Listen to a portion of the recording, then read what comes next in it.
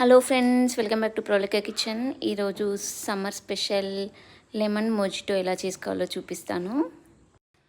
నార్మల్గా మనం ఇంట్లో స్టోర్ చేసి పెట్టేసుకుంటాం కదా లెమన్ జ్యూస్, అదే నేను యూజ్ చేశానండి.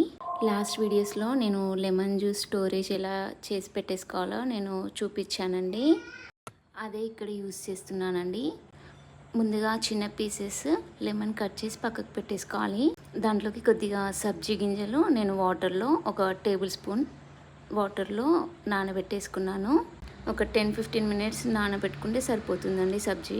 నేను స్టోర్ చేసుకున్న లెమన్ సిరమ్ని, చిన్నగా కట్ చేసుకున్న లెమన్, కొద్దిగా మింట్ ఒక గ్లాస్లోకి యాడ్ చేసుకోవాలి.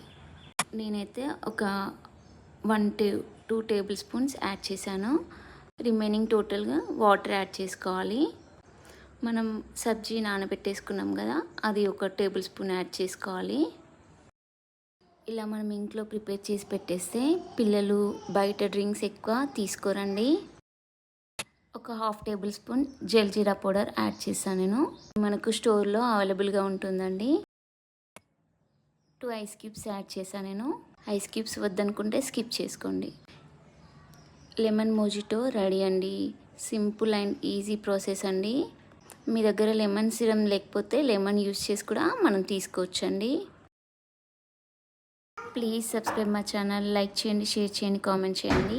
మరికొన్ని వీడియోస్తో మేము ముందుంటాను. Thank you for watching all అని క్లిక్ చేయండి.